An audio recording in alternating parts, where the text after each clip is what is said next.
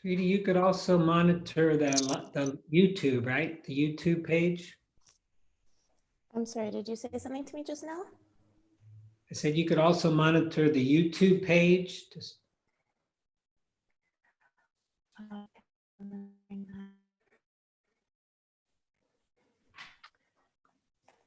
So I'm going to let who's in now, okay?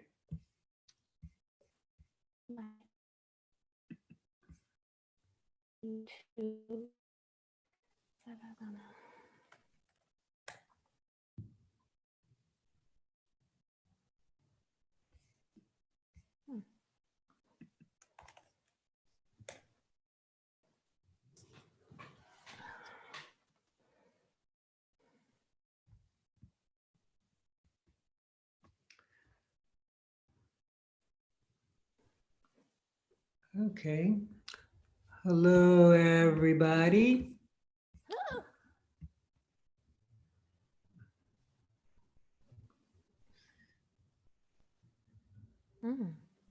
It's funny. I'm here in San Francisco. It's cold most of the year. Not like super cold, but maybe 15 degrees or something. But then I'm noticing some of you are like, Josie, you're wearing, well, hardly nothing. And then others are wearing sweatshirts. What's the temperature like there right now? Is it warm or? I will look it up on my phone. It's getting warmer for sure.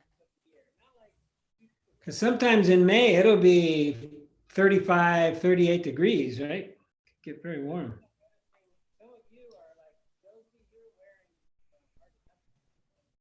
Oh, okay. It's similar to Encinitas, California, which is a beach town in the south, very near the monastery of Tenisero Bhikkhu, and also the California monastery of Thich Nhat Hanh. Both of them are just inland from Encinitas. Anyways, it's a surf spot, and this temperature is the same there. No surfing in Madrid, though. Hey, Robert. Good to see you. Hi, everybody. Hi, Jim. Thanks for making it. I'm glad to be here. It's very, very nice. Have a nice fireplace mantle behind you, huh? Yeah. Is it wood? Yeah, it's wood, yeah. Okay, I'll show you mine. You show me yours, I'll show you mine. Oh, very similar. Very similar. Yeah. This house was built in 1895. It's a Victorian house. About the same time as this one, probably. Could have been the same contractor. Who knows? Yeah. Good. Right. I'll mute so you can take over. Yeah, thank you. So we have Anna Monica, who's just in the front room. I guess I'm in the front room. She's in the dining room. She'll be monitoring our waiting room to make sure that nobody joins our meeting who wants to take it to a different direction. We had this a couple weeks ago where people had different ideas. Yeah, we have somebody, Nokia 6.1. That's an interesting name.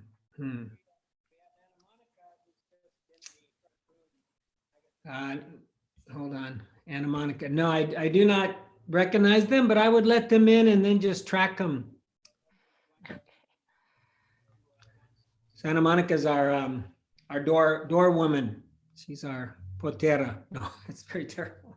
Shouldn't say that. Hello, Jim. Hello, Javier. I see you last times in YouTube, and today I conseguí to enter in Zoom. Very good. Yeah, Thank it's you. funny. Zoom is not. It's not 100% reliable, right? It's just like the rest of life. It's dukkha. It's very unsatisfying. And sometimes it just doesn't work. Okay. Here, I'm going to respond here to Anna Monica and then.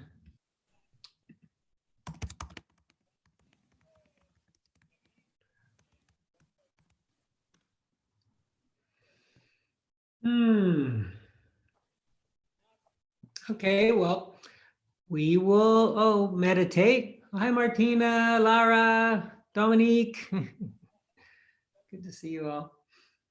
So we'll meditate about, 27, 28 minutes. And nothing special. I will open up the last, few minutes. I'll remind you where we could do a more of a Vipassana style meditation after gathering, our concentration, after centering our mind a little bit. Make sure I got my bell.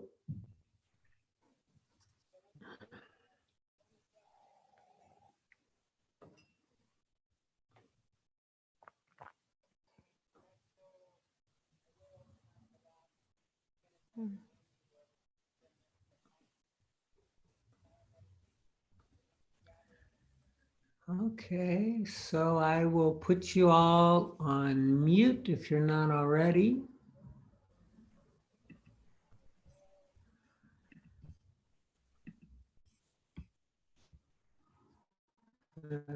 Okay.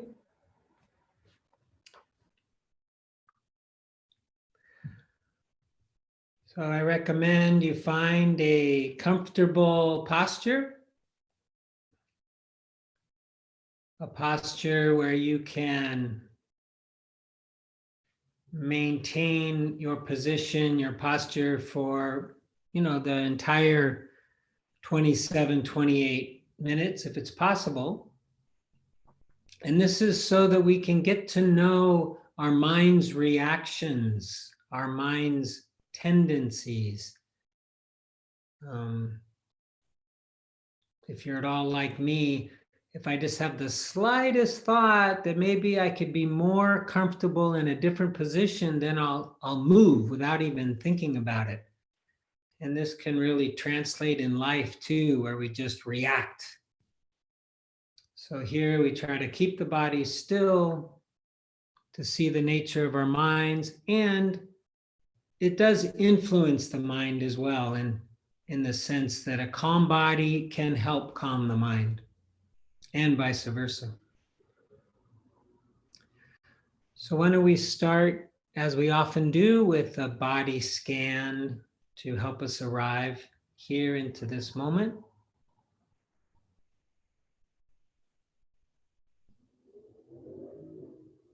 Maybe starting with your feet today. Let's start with our feet.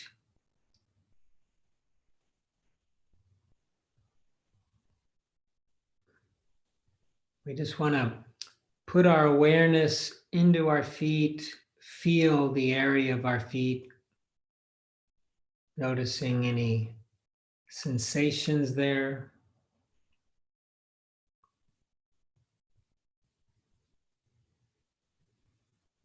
Most likely there's sensation at the point of contact, where the feet touch the floor or the cushion, the zabuton.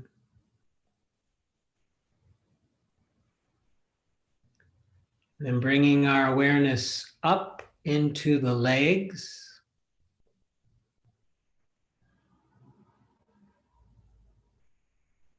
And this isn't really about imagining your legs, it's just feeling them, the felt sense. We often say the felt sense of the legs.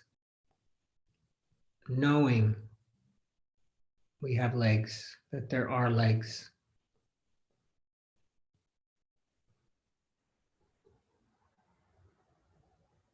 And rising up to the sit bones. There should be sensation in the sit bones where they're making contact with the chair or the cushion, the floor, the couch. Maybe there's a sense of weight there, sense of pressure.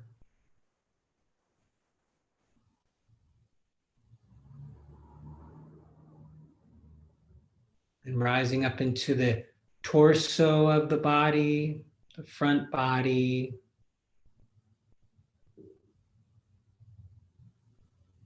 Maybe you notice a little movement from the breath. The back body.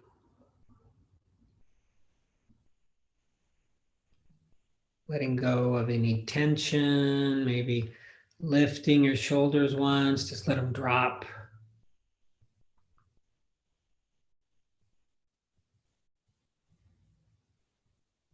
Now the arms, the hands. Maybe here you might feel a little sensation of movement, current of energy, tickling.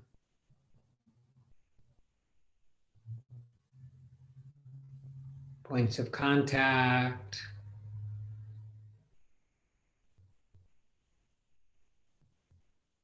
And maybe just for a moment, try to feel the space in between your arms, in between your front body, kind of like a ball, like as if you had a ball in front of you, one of those kind you see at a physical therapist's office, maybe. Just right in front of you. See if you can sense any energy there.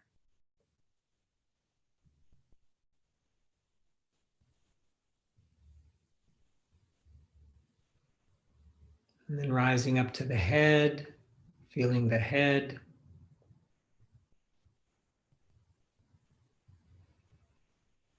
Feeling the jaw. If it's tight, just give it a wiggle. Drop it. Feeling the face. Your forehead. Top of the head.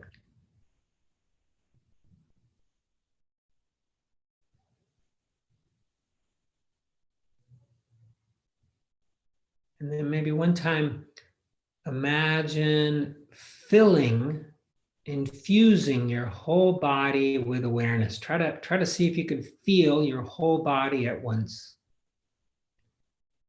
Or you could say feeling your posture.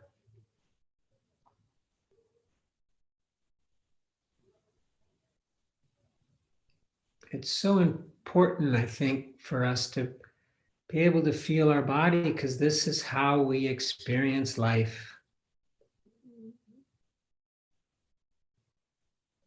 And the more open I think we are to the sensations in our body, to the receptors, the more we can experience life as it is.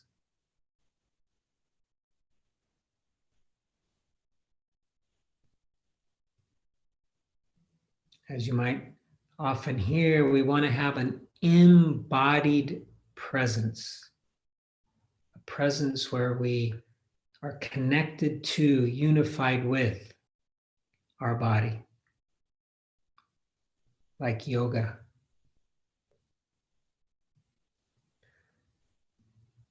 Now, at any time, if the mind wanders or when the mind wanders, you always could come back to your body as an anchor, as a home base. Just feel the weight of it, the presence of your posture. Or we can use the breath as an anchor. So why don't we find the sensations of breathing if you have not already. Noticing the inhale and the exhale. And maybe at first your attention is rather wide. And as we practice, maybe we get a little more concentrated and we're able to pick a spot where we notice the breath easily and let that be an anchor. That be our home base. And when the thoughts arise, it isn't like we ignore them. We notice them, we're aware of them, and then we let them go. and then come back to this home base, either the breath, the body, or if you like, sounds, hearing, a very receptive state to just listen.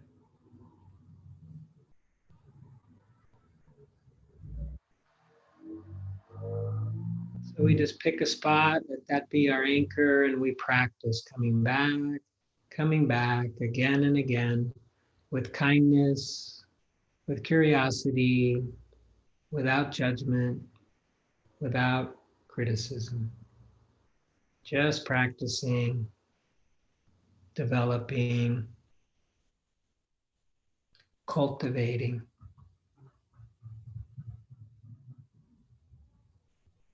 a kind, loving awareness.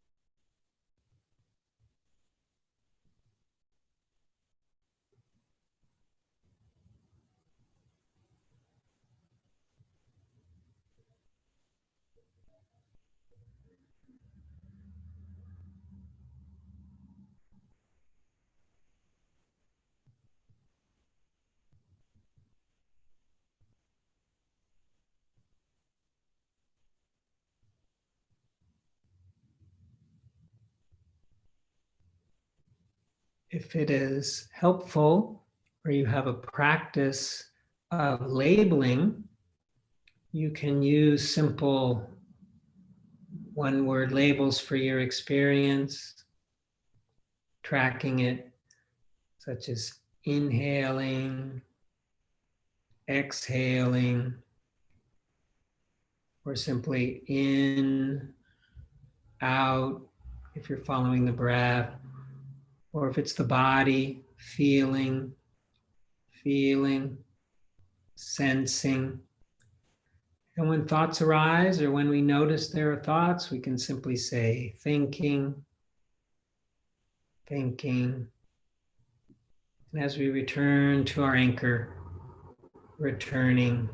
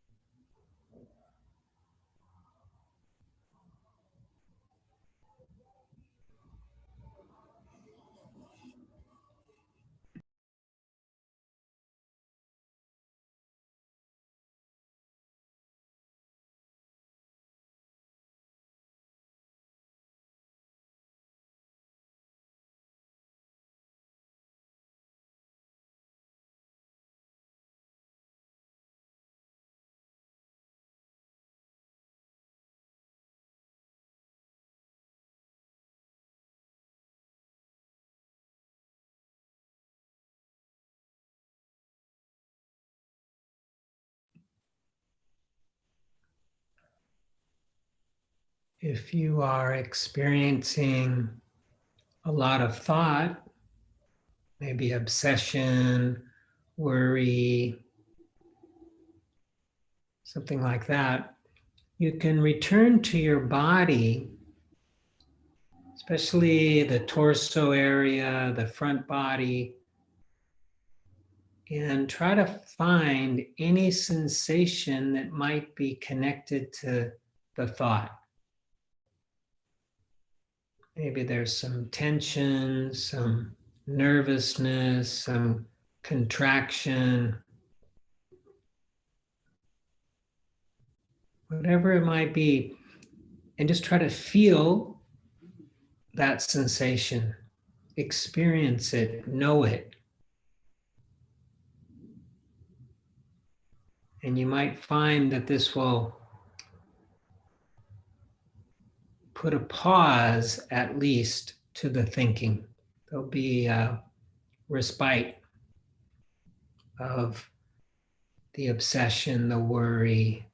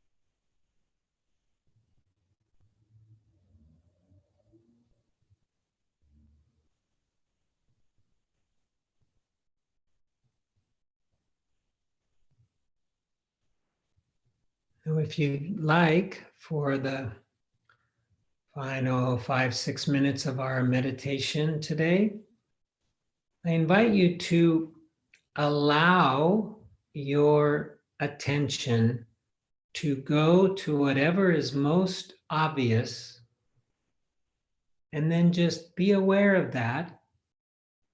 Don't try to change it. And then just watch your mind or watch your attention move from phenomena to phenomena, thing to thing. So maybe it'll be on my voice right now, and then it might go naturally to the breath, and then it might go to sensation in your leg, and then it might go to other sounds, then it might go to thought. Whatever it is, let it just move about freely and be aware of it. Know where it's going.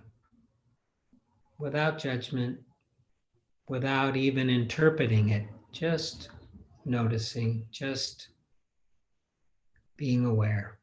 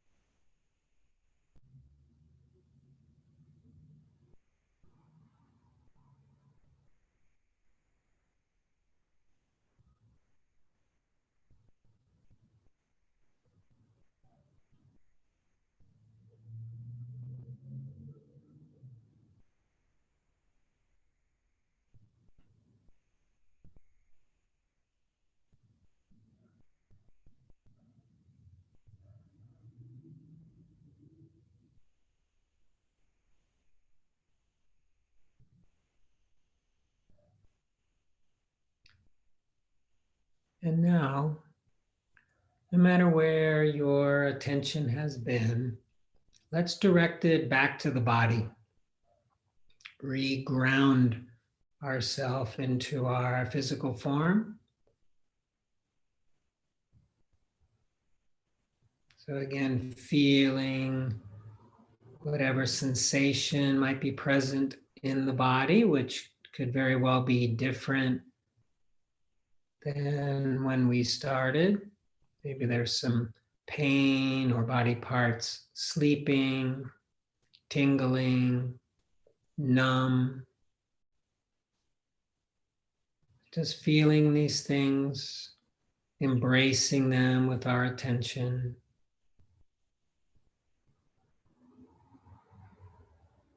And then again, trying to infuse our posture with awareness. That is, try to feel the whole body at once.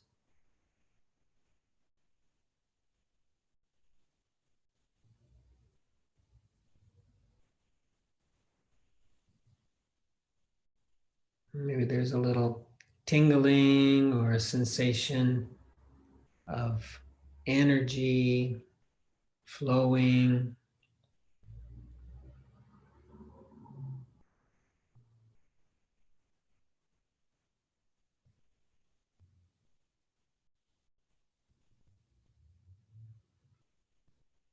And then let's extend our awareness a little beyond our physical form, beyond the skin, feeling our energy field.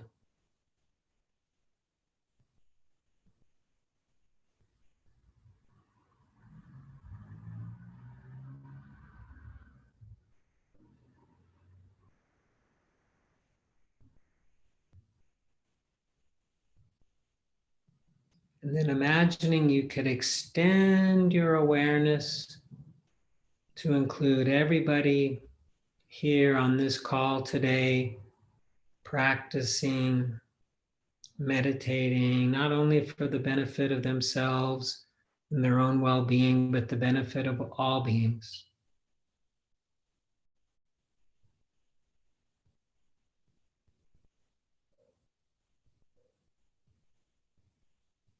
Maybe feeling that inspiration or that gratitude.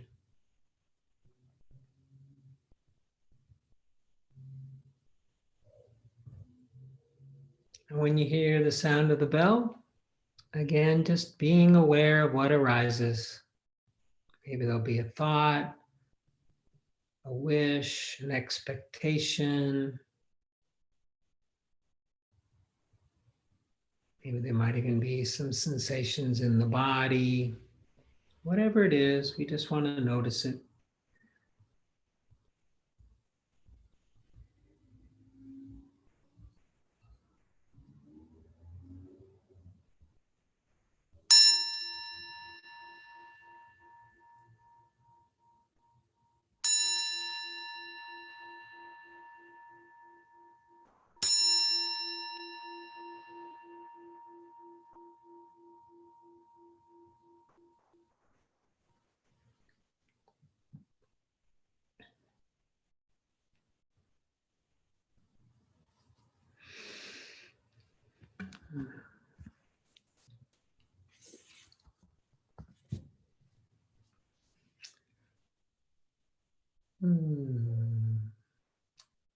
Thank you, everyone. Very nice to have you all in my living room and via Anna Monica's computer in the dining room as well. Oh, Nuha, there you are. Haven't seen you in a while. So, I have, this slideshow that I've been putting together on the Noble Eightfold Path and the 4 Foundations of Mindfulness. But what really was drawing me today was wanting to hear from you guys.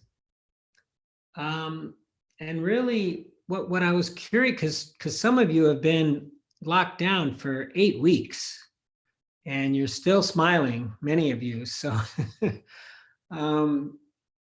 I would really like to hear from you, what's been working, what have you been doing, how have you been taking care of yourself? And if you're willing to say it to the group, we can take you off the mute, or if you want to put it in a chat, I'll read the chats. But yeah, I'd really like to hear from you. What you've been doing and what's been working, what's been helping during these weeks of confinement. And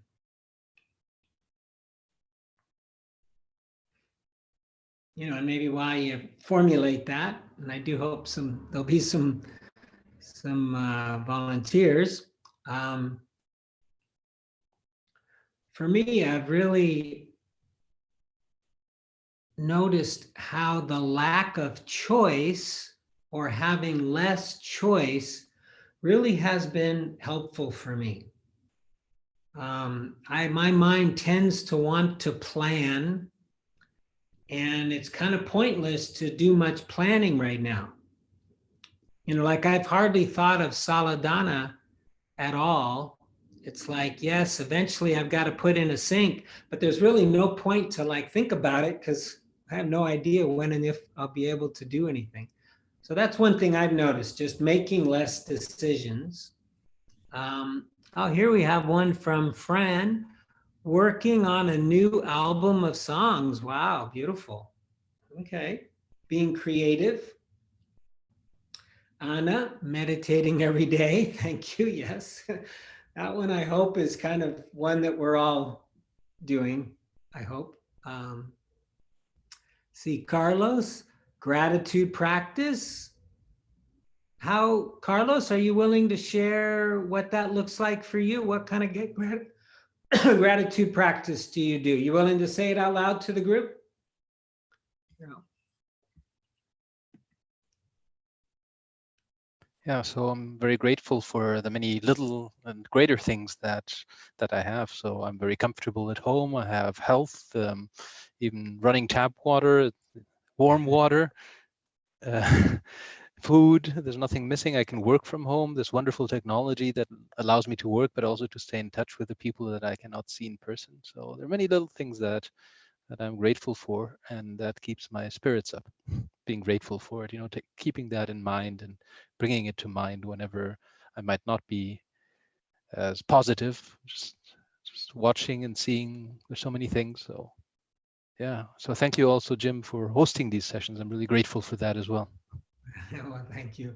So Carlos, I'm kind of curious, do you do it as like a formal practice, or is it just as you're going about your day and then you might remind yourself?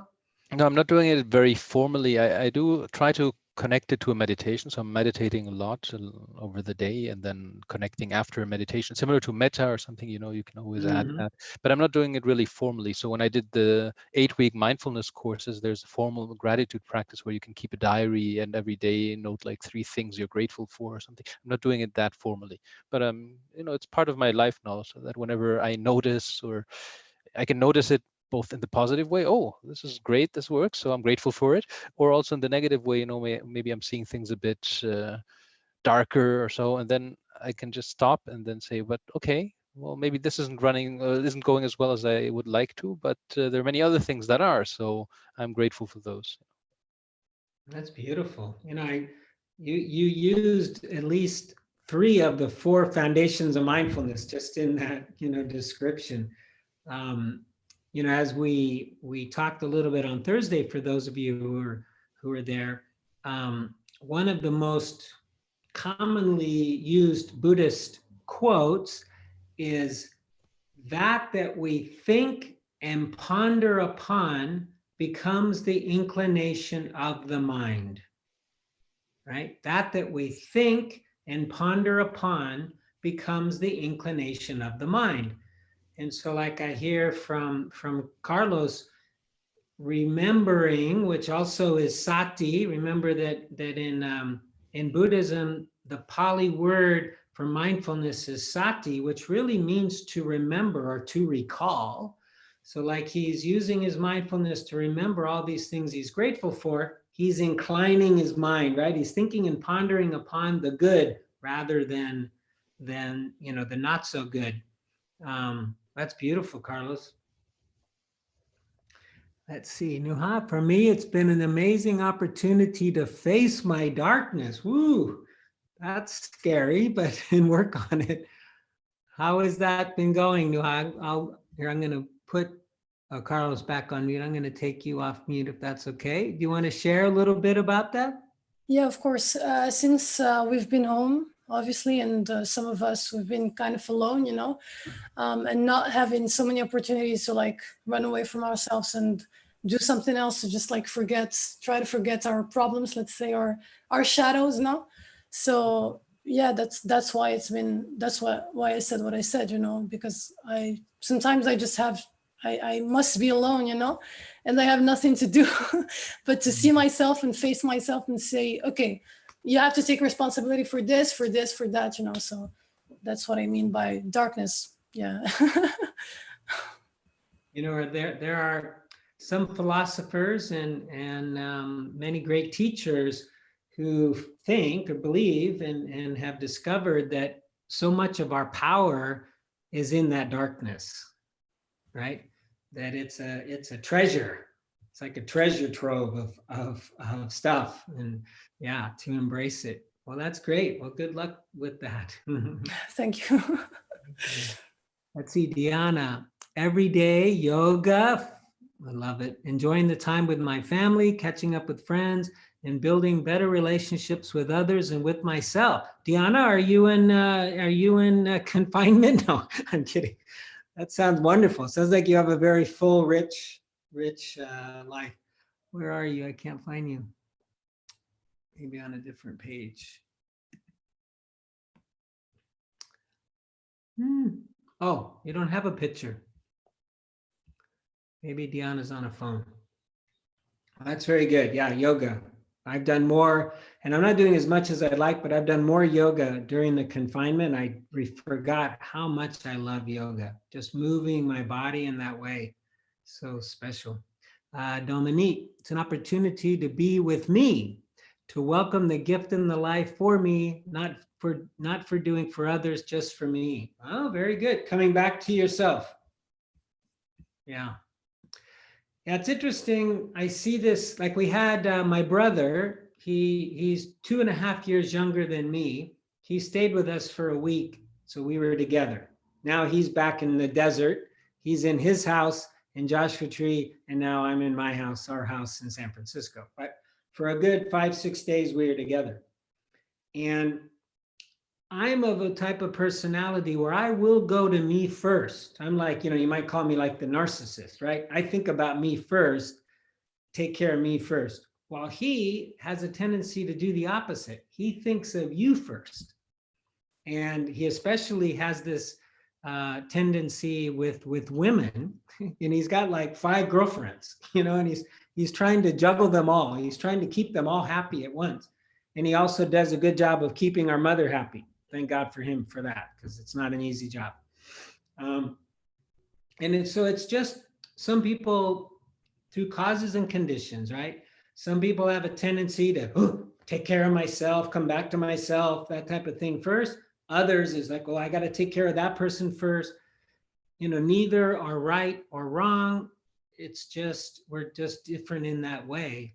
And I think when we're a little stunted, you might say, in the other way, not so practiced in the other way, then it's very good to practice it. So I love what Dominique's doing. I make up that you probably spend a lot of time taking care of other people, and now you have a chance to come back to yourself. Maybe. And for me, it's a good chance, a good opportunity to try to be kind and caring towards others. To grow, that kind of stunted, or in my case, maybe even, what's the word when something shrinks up over time? It'll come to me. But it's like a part of it's like if I have 2 legs and one of them is really short, it's like that part of me is not so fully developed. Let's see, Lara, staying still, accepting what is, and connection with loved ones. Beautiful. Yeah, I love the staying still. I mean, we're kind of forced to be more still than we normally are, right? I mean, we can only kind of move around so far and for so long. I mean, I don't know, are you in Spain? Is it still like 1 hour and 1 kilometer and all those type of things, or is it a little more free? Damien, you've been a pretty good source of these things.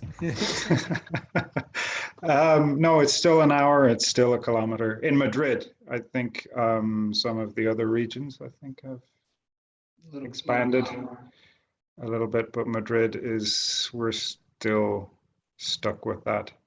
Yeah. But there's a lot of people out and about, and it's I fit 7 kilometers into my kilometer the other day, so. In the kilometer, or did you actually go? Zigzag up and down streets. But it's been, I've kind of been focusing on just being in the here and now, because like the future is really uncertain at the moment. So you can't really, you can either worry about it, but you don't know about it. There's no point. So for me, it's kind of been a time to just kind of really focus on just this moment here and now. Yes. So lots of opportunity for meditation. Yeah, it's so true how, if we're willing, we can embrace that gift of bringing us back to the present moment, because there really is no point to do much planning. There's really no point to worry. We don't even know what to worry about, really. And as I love the quote by Bhagavan Das. He says, worrying is just praying for what you don't want. Mhm. There's really no benefit in it.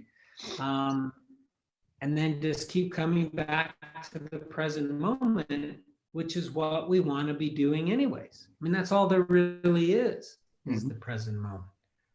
So for some of us, this is a forced retreat. We are on retreat, whether we like it or not, right?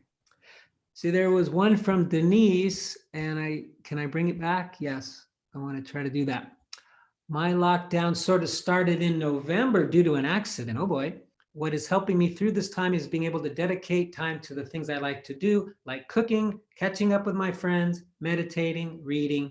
I'm also able to work from home, and I'm very grateful for all this. Very good. That's lovely. That's lovely. I mean, there are people, including some in my own family, who they just cannot accept this.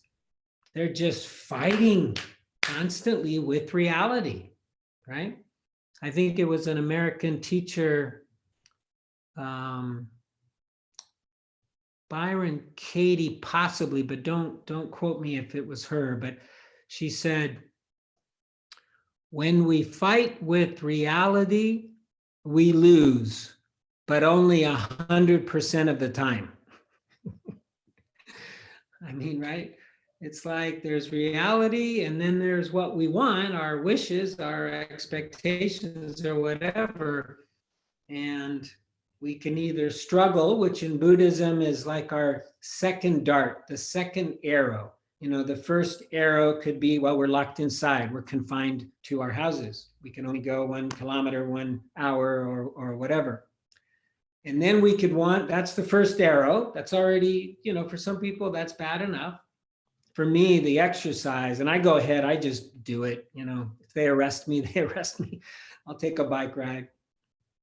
But that's the first arrow in the Buddhist philosophy. It's the pain, the dukkha. This is part of life. This is the first noble truth. There is dukkha. There is suffering.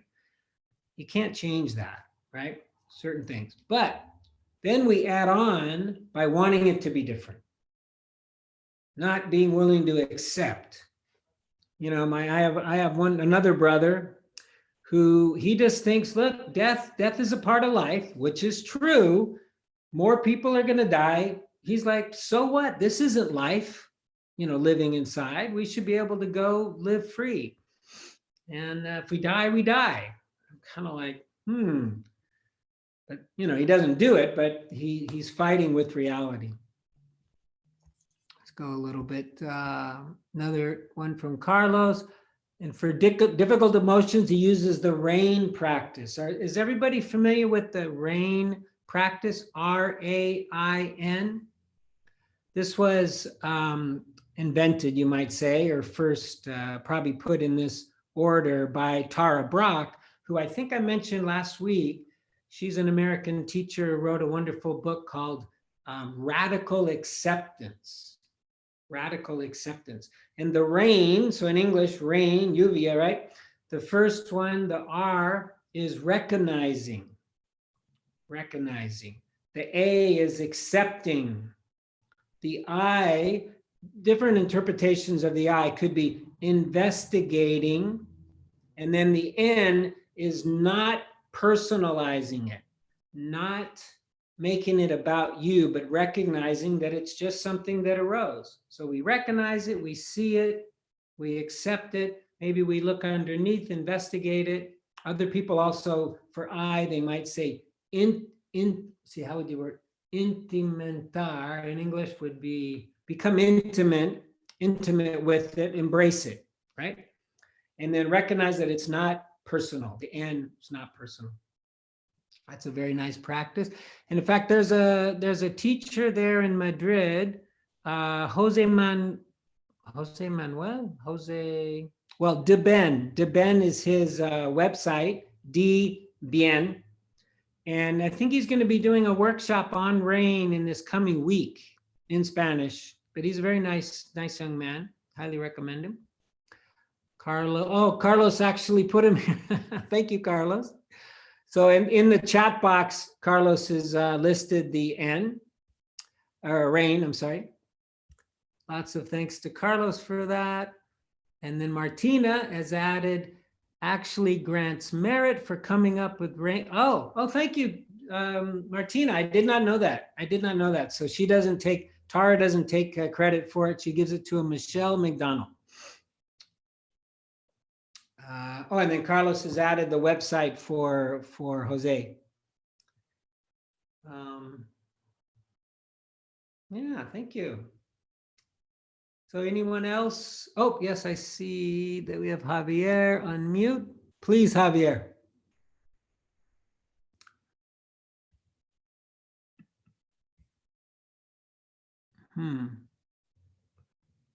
Here, let me try it over here to the right. See if I can do it.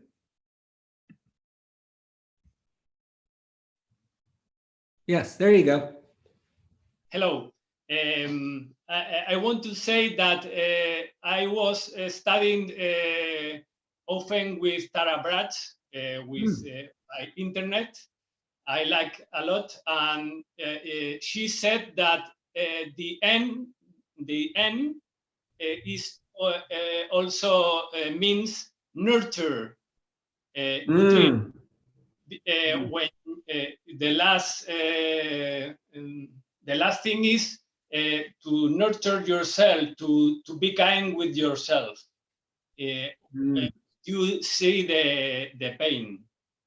Yes, I like that. I like that, especially if it's something like trauma, or if it's something like really deep grief, right? My experience has been it takes a long time to finally get to the point where we can truly understand these things are not personal. That's a long process, really. It isn't something where you just, well, for some people it might be, but I think for the majority of the people I know, it isn't like we start, learning about Buddhism and within 1 year or 1 day, we're not identifying, we're not taking things personal. I don't think it happens quite like that. I mean, I noticed just yesterday with Anna Monica how my body, it was like my cells took it personally. I hadn't even got to the thinking brain yet. It was just the reaction cellular was like, this is personal, like that. And so, yes, I agree, especially when there's deep pain, when there's grief, which, many of us are grieving just for our lives that we had by being locked up, right? So there's this uncomfortable kind of dukkha, this discontent of grief. But for many of us, we have even trauma, and the nurturing, the holding, the embracing is so critical with the trauma. So I really like that she has added that, because for some people it's kind of like, what? Now I got to not identify with that. I don't quite get that. But nurturing, I think more people can get. Doesn't mean that it's all that easy too. For some people, it's very hard to be nurturing towards themselves or towards their pain, right? I remember when I was going through very deep grief some 12, 13 years ago, and I met this amazing Englishman. He was a psychologist and a doctor, and I was suffering through this terrible grief. And I asked, what do I do? What do I do? And he said, you have to embrace it. And I'm like, what? I don't want to embrace it. I want it to go away. But he said, that's the only way, is to embrace it. Like they sometimes say, the only way, let's see, how does the saying go, is, well, I can't quite remember exactly how the saying goes, but it's the only way to cure it is to go through it. There's a sort of Anna Monica, do you know how that saying goes? Is we got to go through it. The only way out is through. There you go. The only way out is through.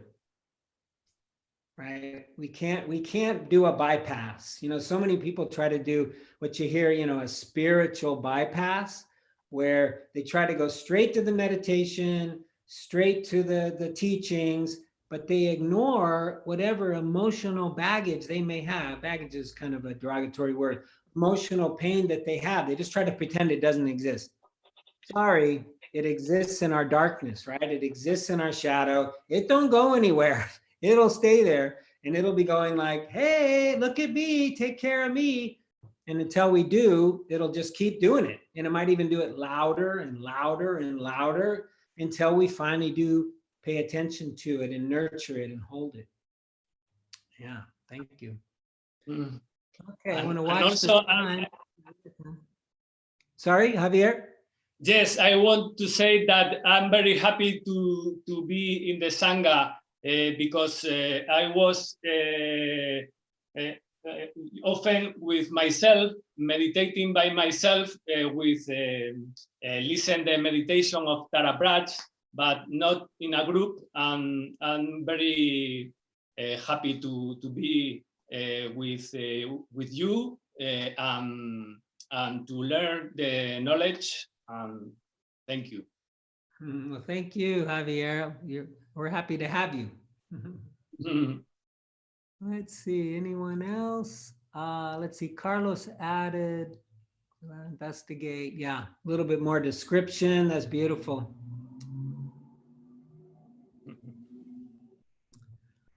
Great. Okay, well, if there's no one else who would like to share, we could do a metta meditation. And then after that, for those who are interested, we could break out in smaller groups. But if that's not your thing, you want to stay with yourself or whatever, it's totally optional.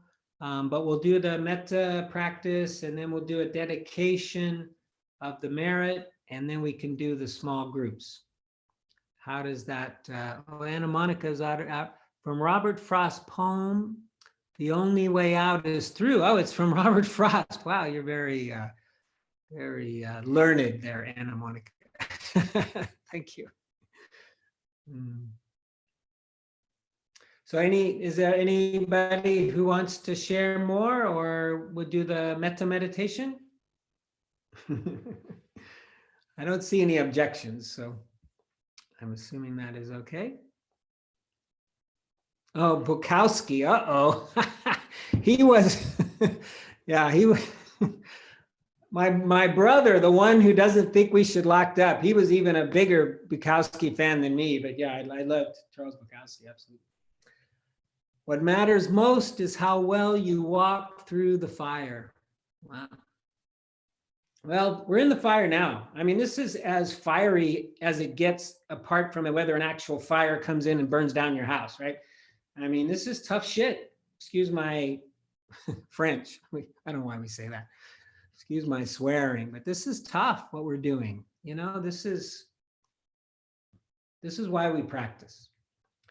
Okay, so yeah, let's do a little metta meditation. For those of you who have not practiced it with us, so we find a very comfortable posture. This one can even be more comfortable than the Vipassana practice. Close our eyes, and it's a heart practice, metta, which means, has various translations. Loving kindness is one, goodwill is another, benevolente, benevolencia, amor compasivo, variations in Spanish. But it's the idea of sending goodwill to ourselves and to others. Just cultivating this sense of goodwill, that we want people to be happy and so forth. And so we're going to offer phrases. I'll mention some out loud. You can say them mentally or out loud if it won't bother anybody. And we'll go through 4 groups. I've been starting, or last time I started with the sanitarios, the people on the front lines of this crisis. So I'd like to start there. Hopefully that's easy for you all. And then we'll go to I, and then we'll find a difficult person, and then all beings. So I'll mention them out loud, and you can mention them to yourself.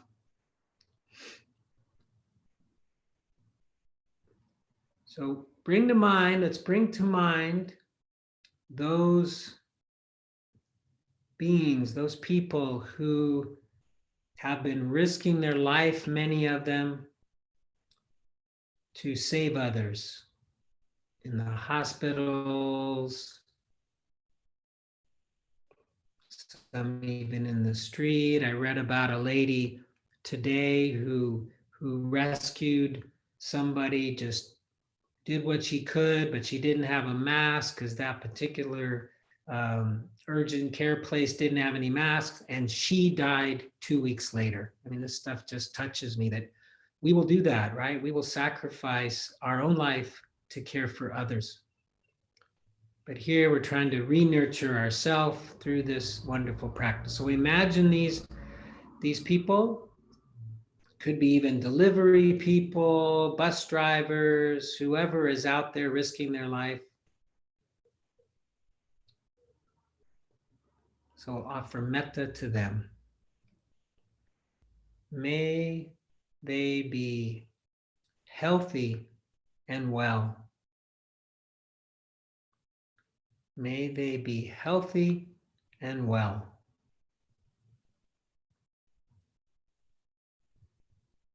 May they be safe and protected.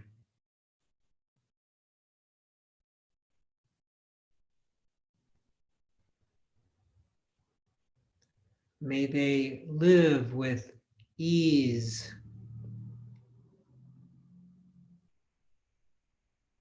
May they be happy.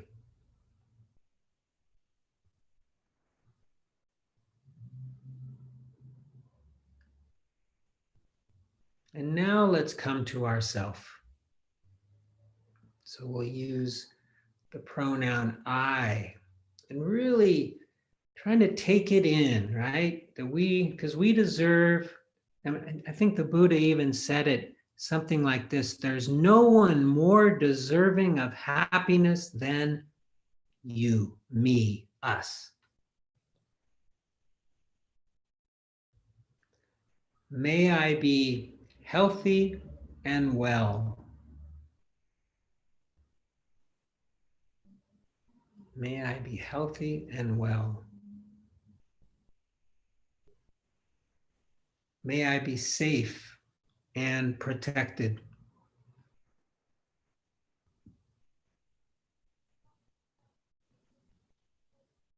May I live with ease.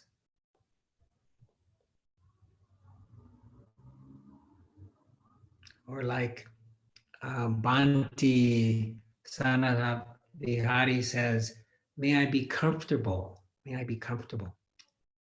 And may I be happy.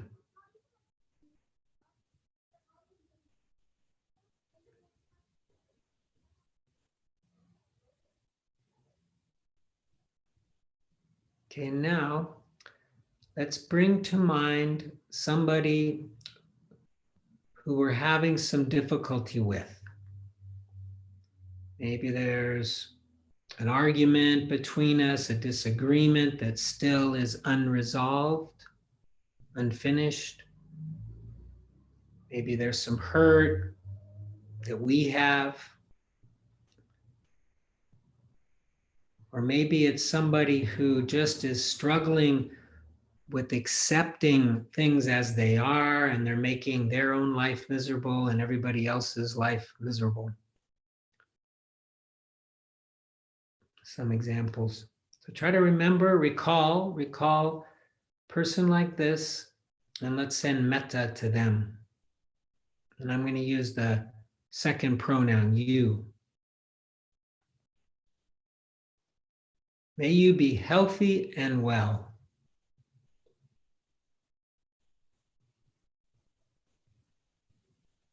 May you be healthy and well. May you be safe and protected.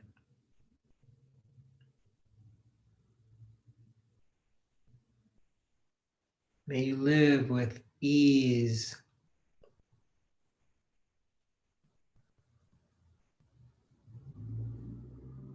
May you be happy.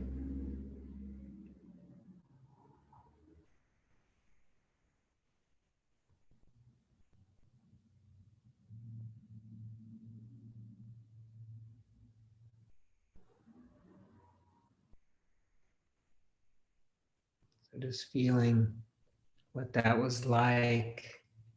I find this can work with just about anybody at any time. As soon as I start having negative thoughts about somebody, I can send them metta and I immediately feel better.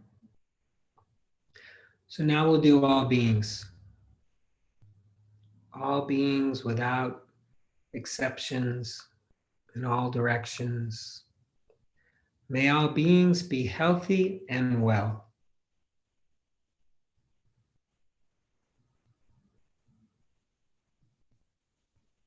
May all beings be safe and protected.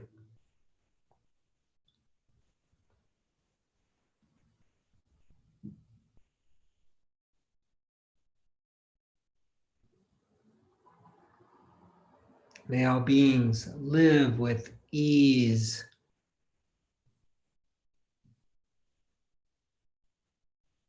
May all beings be happy.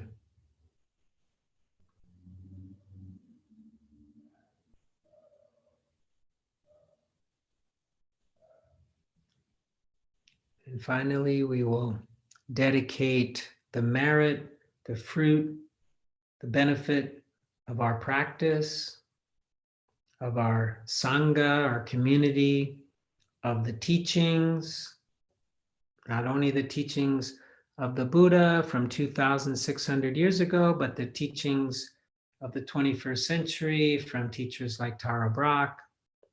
Just offer all this up. Let it go. And our Buddha nature, that part of us that is pure and loving and compassionate. Offer these up to the benefit of all beings. May all beings be happy and peaceful, healthy and strong, safe and protected.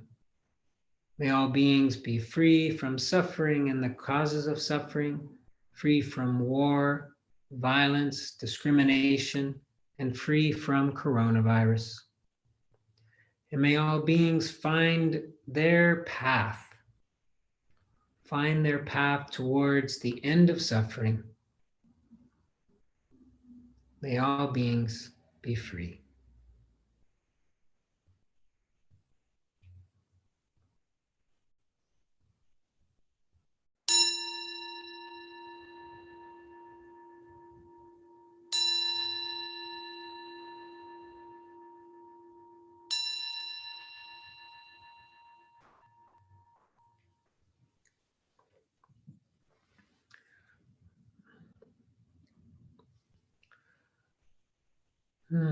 Thank you again very much. As some of you know, at least through the balance of May, I'm not going to do the Thursday English group because it's in the middle of the work day and I'm actually having to work. I'm not so sure how essential I am, but it feels essential. And then Wednesday, the Spanish group will continue and David will be guiding that on Wednesdays. But we'll continue definitely to do the Sunday groups. So for those of you who would like to share in small groups, I'll form some small groups of normally like 3 people. And each person will have 2 minutes and then there'll be a 1 minute to wind down. And then at the end, we can all say hi and bye and so forth. But I'll be hanging out until that happens and sending you little messages as to when to move. And, just the idea is to allow maybe one person to share, the other 2 listen, and the other person share, kind of mindful listening, right? Yeah. So if you don't want to do it, you can just not accept or say bye, like maybe Javier is and Lara is. Are those bye-byes? Okay. Or maybe I'll open it up now. I'll just open it up. For those of you who don't want to do small groups but want to say hi, now's the time you could say hi or bye. I'm sorry, I have to go. I'd like to do the small group, but I have to go. Okay, no worries. Bye. Thank you. Bye, everyone. Bye.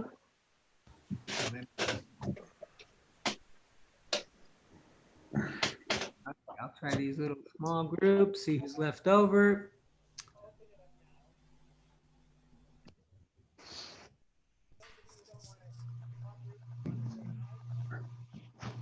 All right, we're gonna create them. Let's see how it goes.